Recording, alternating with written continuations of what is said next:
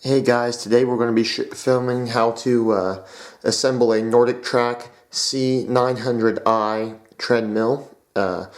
Here's the tools you're going to need. You're going to need a pair of scissors. Some tape will come in really handy. You're only going to need one Phillips head screwdriver. I just have two different sizes out. And a crescent wrench will come in handy. And it'll come with these two Allen wrenches. So they're provided, so you don't have to worry if you don't have one. So let's go ahead and get started. Okay, the first thing you're going to want to do is take one of these caps here and shove it into this end on the end of the tread, on the end of the track. It will have a blocker here, so that's just the first little step. So we'll get those popped in. Okay, next you're going to want to find the right arm. It will say right on it, and it will have this little screw here on it. You're going to want to take that out. Do not discard that screw. This is going to connect to the side of the machine here, and you're going to connect this with that screw as a ground to ground your electricity for the treadmill. And you're going to want to take this square grommet and pop it into this square hole here. And this wire, or this piece of wire that's already, it comes from the manufacturer, already shoved through here, and it comes out down at the end. And this is where your tape will come in handy. So we'll get it taped up. Get this wire here taped up to this. And then you'll pull it on throughout the end. That way it's easy to get the wire fished up for your display. And there's your display right there. So we'll get that and get that part done, and we'll move on to the next step. Okay, I have the pieces I just explained put on. So this is what will look like when you're done. I have the square grommet popped in. That screw that I took out is back on, now holding this ground wire on. And this wire that came with it is now removed. And the wire that goes onto the display has been ran through the right arm. Okay, next you're going to need the wheel, a wheel spacer, a 3/8 diameter bolt that's 4 inches long, and a 3/8 washer. You're going to want to take those. You will take the spacer and put it inside the wheel like so. And then you will go on to your right hammer, or right bar here, and put it in the bottom hole. So it'll look like this. So you got your wheel spacer in here on either side, so that your wheel can spin, and it'll be down on the, so when it sits standing up, how it should, when you get it done, it'll be the bottom right hole. And you do that on the left side too. Okay, for our next step, you're going to need two more of the 4-inch by 3/8 diameter bolts. You're also going to need two more of the washers, and you're going to want to prop up the actual large unit, the tread, I guess I'm going to refer to it as. And I just propped it up with a towel, got it off the ground just a little bit. And you're going to want to take this right bar again, and if you see the first bolt there, that's where I put the wheel on. You're going to take those other two 4-inch 3/8 diameter bolts and put them through those two holes there, and you're going to mount it using these holes here. And it can only line up one way. It'll tilt back, and your top bolt will go into that round piece that has been welded on to the bar there. So I'll get this put on and show you what it looks like. I'm going to go ahead and do it on the left side too. Okay, here we are now. You can see it's starting to look like a treadmill a little bit. I've got both sides on, but you notice the bolts are not pulled in at all yet. Just lightly tightened up, just so everything is held fast, but not tight. For our next step, we're going to need this larger of the two Allen wrenches. You're going to need to use this end to take out these bolts here on either side of the left and right posts. Hold on to those because you will need them later on. You're also once you get those bolts off, you're going to need both of these, and these will slide down over top and rest down here. And you're going to need to center this piece. This piece is the back of the display. You can see where the air vent for the fan. You're going to want to center that in between those two. So I'll get that put on and show you a picture here when it is done. We have the pieces all on from the last step. If you look to the sides, you can see I have the covers on. The back of the display is slid on and the bolts are removed from both sides. Note, I mentioned that you need that Allen wrench.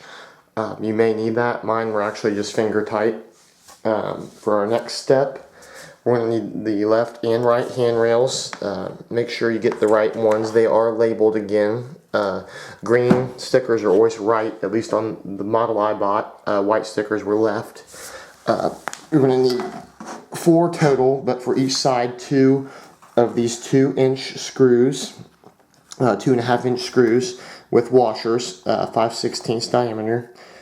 And you're going to want to put them through these top holes of the handrails and mount them onto the top of this unit here, like so.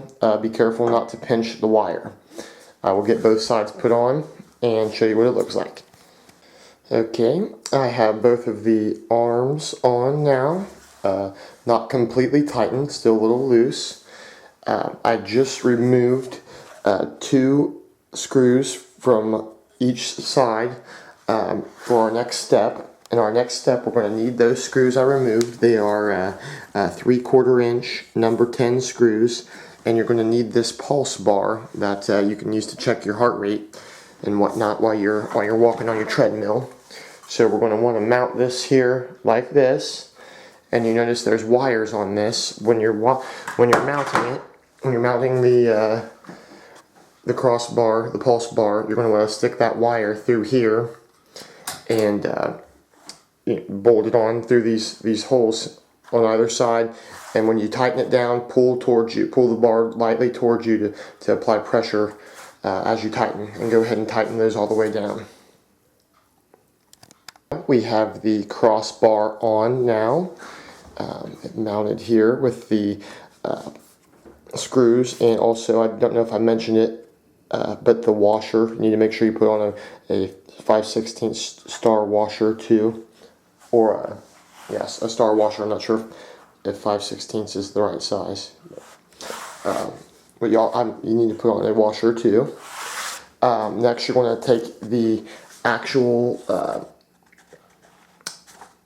console assembly, which is the big piece you walk in front of that looks like it's holding the display up, and flip that upside down. And you want to get your left and right trays, and you're going to mount these at this time using a whole bunch of these. I think you use 16 total, and they're a 1/2 inch long number 8 screw.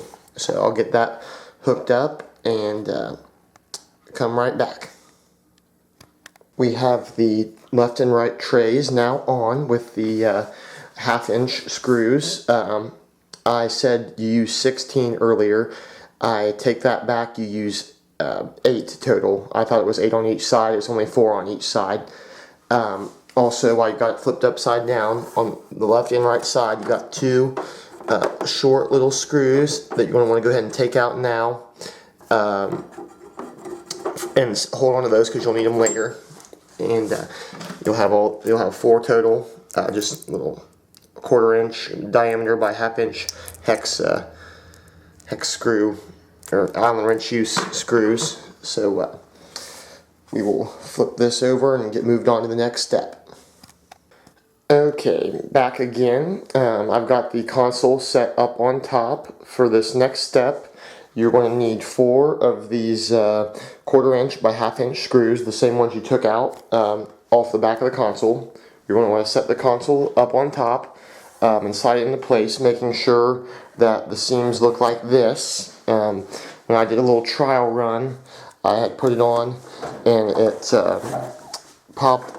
I didn't even realize it went two different ways, and it was out like this. And you can start it that way and actually get the bolts to line up, but it just looks very tacky. So you're going to want to make sure it's nice and smooth in there and all the lines are nice and flush.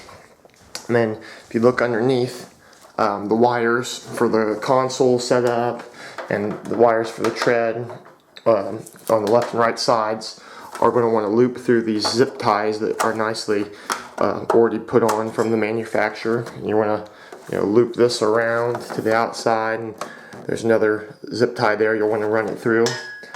So you just get this set up on top there, make sure the handrails are flush, make sure your wires aren't pinched and they're going through the zip ties. And then I don't know if there's enough light to see. Yeah, you can see it. There's the holes are here and here, and the threads are on the console from where you took them off before. So you want to thread them up through those holes and tighten it down. For the next step, we're going to need 6 of these number 8 3/4 inch long screws. We're also going to need the display.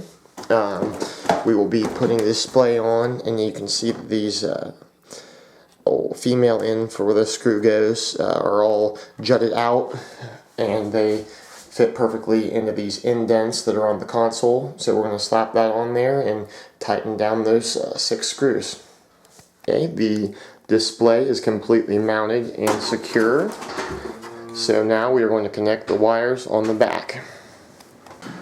Okay, I have all the wires hooked up. It was pretty easy. It's pretty self-explanatory. The 2 green wires are just the only 2 green ones, so they match together. And then the 2 bigger plugs are different sizes from each other, so they can only go one way. The only 2 plugs that are the same are these 2 small ones for the speakers, and they're both marked with an R, so you know the set here obviously goes together. Then this side's not marked, so they go together. Next, I've taken the back of the console cover and slidden it up from the bottom of the left and right rails up to the top. When you do this, you're going to have to keep this side pulled down like it is now, so it can fit in this groove here. That way when it pulls up nice, it looks nice and flush again. So you want to get that stuck up underneath the bottom of the handrails, and then you're just going to tighten it down with 10 of these number 8 3/4 inch screws. Okay, we have the back of the console cover on, nice and secure.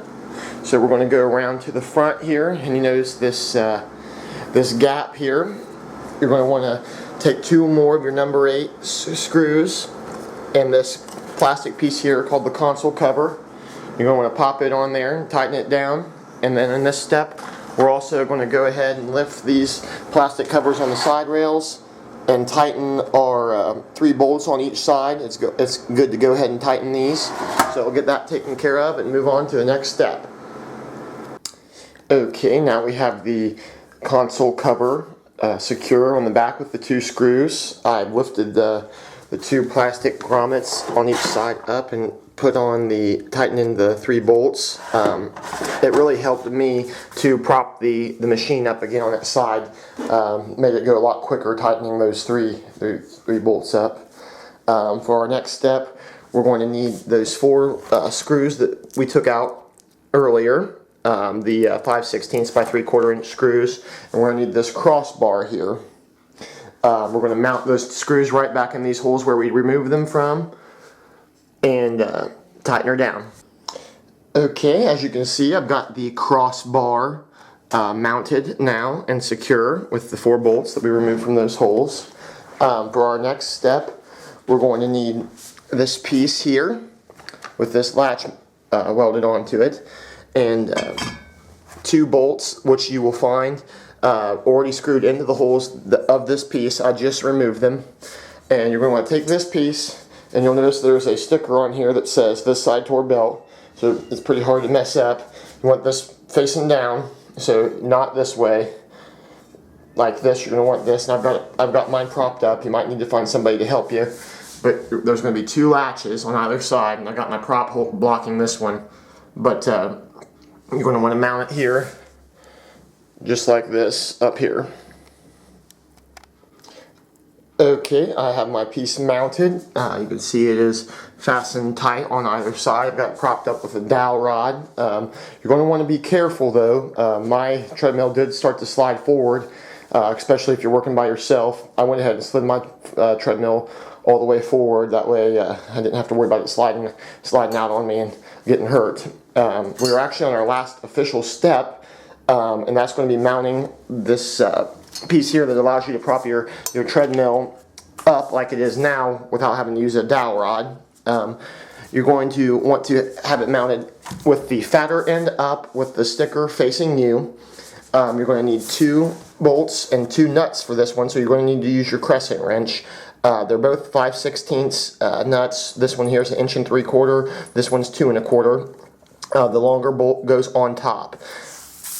Now on this piece that holds the treadmill up, there is a spacer in here that comes from the manufacturer. You can go ahead and discard that. Hold on to it in case you need it, but you shouldn't need it. The bottom of that piece mounts into this unit here, and the top mounts into the piece we just put on in the last step. Okay, we have our lift installed, bolts tightened at both top and bottom. To lower the treadmill, it shows right on here, you just push up and kick with your foot. I don't have any shoes on, so I'm going to push with my back and squeeze it down, and it starts to go. And if you look, it just comes down ever so slowly. It'll eventually, once you use it a while, lower itself all the way to the ground ever so slowly.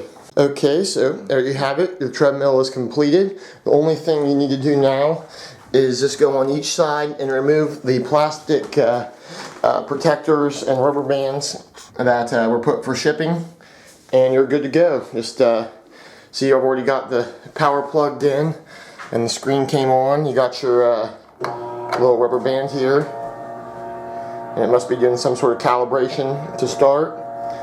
Yep, calibrating incline. I better not stand on it. And there you have it. I hope everybody enjoyed.